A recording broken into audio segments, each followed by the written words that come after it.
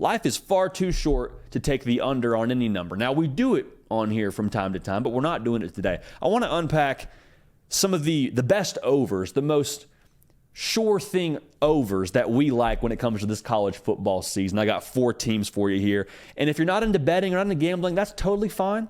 This has a really good, I think, pulse on what you can expect from these teams as well when it comes to what they're going to do throughout the rest of the season. So without further ado, man, let's get right into it. I want to talk about Notre Dame at the top of this thing. Notre Dame, they got an over-under win total in Las Vegas of 8.5. You look at this number, and it just feels a little bit too good to be true, right? Like it feels a little bit like when malls are holding up a sign saying free iPads inside. You're like, I don't trust that. I don't like that. I don't want to get into that. I look at this, though. I kind of get that same feeling. Push it to the side. I don't care. I love over 8.5 wins for Notre Dame. They won 8 games last year in the regular season with a backup quarterback. Now you bring in Sam Hartman, the ACC's all-time touchdown pass leader. Like, let's roll, baby. We got 3 games that we're circling preseason if we're Notre Dame fans. No disrespect to the midshipmen. You feel good about where you stand going into week 0, but you got Ohio State at the crib, USC at the crib. Then you go on the road to Clemson. Those are the 3 that you're looking at.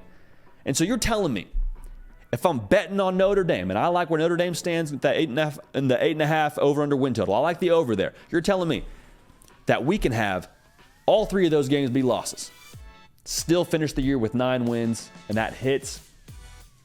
Stop it. Stop it. The big draw for me, I think they're going to be more solid than some people think defensively. I have just been pounding the alarm on the Jordan Botelho train like all offseason long. I think he's going to be phenomenal for them. You hate to lose Isaiah Foskey, but you still bring back a lot of key pieces on that defense. They're going to be multiple offensively. Okay, they're going to have some pieces offensively now with Sam Hartman at quarterback to be a little bit more explosive. And when I look at Notre Dame, they're going to have to be able to be balanced to beat some of these teams. Like you can't be one-dimensional and run, pass. That can't be the offensive philosophy for them this coming year. I don't think you brought Sam Hartman to South Bend to have him hand the ball off. So the receiver room has to step up. I think they'll be much more multiple. I feel good about where they're at. Over 8.5 wins for Notre Dame. Go ahead and lock that up. Easy cash money for the good people at home. Make sure you're subscribed. Make sure you like the video. All we're going to ask. Thank you so much. All right, let's move right along here. Las Vegas selling us a narrative. You know who they're selling us a narrative on? The Clemson Tigers. Because they have a new offensive coordinator. They got a new quarterback. And for some strange reason, even though Clemson has won of the last 8 ACC titles, Clemson has 7 of them. Even so, people want to say, well, Dabo's kind of fallen back. He can't adapt to college football. They're not using the portal, all that. And I'm not even here to talk about that. I'm here to talk about the over-under win total. Last year, went 10-2. And DJ Uiagalelei was better than he was in 2021, but he still wasn't probably what you need him to be to make the college football playoff. And we saw that result kind of play itself out. Also, the offensive philosophy, I think, is really where you point the finger. Dabo Swinney pointed the finger at both those situations, and DJ Uiagalelei ended up getting benched for Cade Klubnik, went out and hired a new OC in Garrett Riley. Like, things are moving right now. But my point being, you upgraded both of what you would have assumed the problems were, and you won 10 games even with those problems last year. The defense is going to be really solid. The 2 big hurdles you're looking at, Notre Dame and Florida State. The good news for Clemson fans, they're both at home. They're going to have a better roster than almost everybody they play. Like that game against Florida State brings back the most proven production in the country. I already told you I love Notre Dame, but even so, I think Clemson should have a better roster than them. Let's not overthink this. Let's not buy the narrative Vegas is selling. We're going to go ahead and take the over on 9.5 wins for Clemson. Lock that up. Take it to the bank. Clemson Tiger fans, I think you'll be right back in the ACC title race. Heck, I picked you to win the ACC. So roll, party, roll. Now, here's one that's, I think, a little bit confusing. We got Kentucky at 7.5 wins. And I was sitting at my desk, prepping for this segment. Just like, what are we doing here? What are we doing with Kentucky at 7.5 wins? Because last year, the over-under win total was the exact same on Kentucky, based on what I checked. Will Levis, going to be a first-round pick. He's crazy. He puts mayonnaise in his coffee. He eats the banana with the peel, like all that. 7.5 wins. They won 7 games last year, went 7-5, so they hit the under on that. But even so, they scored 19 points a game. Poor Will Levis was running for his life. They had an 11% sack rate, 128th in the country. So you had less than 2 Mississippis throw the football. And then you also upgraded the quarterback this coming season, in my humble opinion.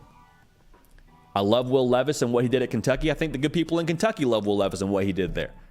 But I think you made an upgrade, not just on the offensive line with what you did through the portal, because you did that there as well, but in Will Levis's best season at Kentucky, he threw for right around 2,800 yards, 24 touchdowns, 13 picks. Devin Leary, to be fair, has had some trouble staying healthy, but his best season also came in 2021, like Will Levis. He threw for 3,400 yards, 35 touchdowns, 5 INTs. Y'all, let's keep the simple things simple. You helped the offensive line out through the portal. You got a better quarterback. I don't see a Coach Stoops defense having any sort of fall off. Like, they're going to be really good this year. I think they'll win at least 8 games. They have one of the best wide receiver corps that nobody seems to be talking about for some reason. Tavion Robinson, absolute dude. Dane Key, don't know why nobody's talking about him. He put up good numbers last year. Berrien Brown, true freshman All-American for us here at On 3. Like, they got some players now that they would, I think, be a little bit more of a nationally known commodity if they played with a different logo on their helmet. Even so, though, we'll take free money. We'll take Kentucky over 7.5 wins. Go ahead and lock that in. Last one I want to talk about here.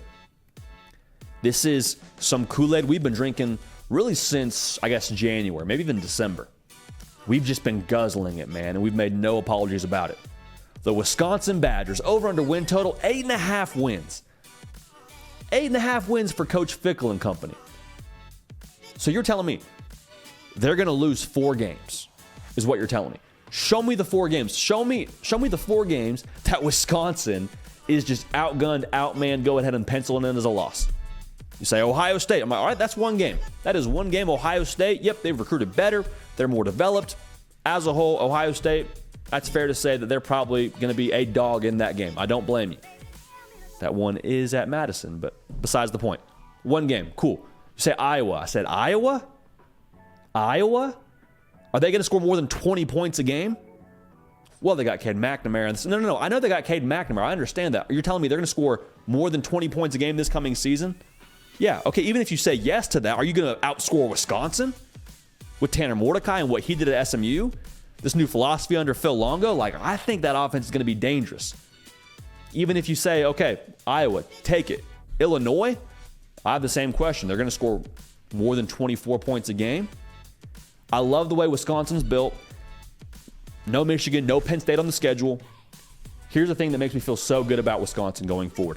If Plan A doesn't work for them, if they're not able to have success in the pass game like they want to, they can still go to Plan B. That was Plan A last year, which was give the ball to that grown man, Braylon Allen, who wears number 0, looks like an Avenger when you hand him the football and let him eat. This defense is going to be solid yet again. Like, I'm pretty sure it's against most laws in Wisconsin for them to have a subpar defense. So the defense should be solid again. All that's to say, love Luke Fickell leading this operation. 8.5 wins. All money is good money. We'll take it. It's free for Wisconsin hitting the over there. So we love Notre Dame, 8.5. We love Clemson, 9.5. We love Kentucky, 7.5. Like I said, that Kool-Aid, it's sweet. We're going to keep drinking it. 8.5 wins. All those overs for Wisconsin. Hey, y'all. Thanks so much for watching. Subscribe to the channel here to make sure you don't miss an episode of The Hard Count. Also, be sure to check out other videos on the On3 YouTube channel.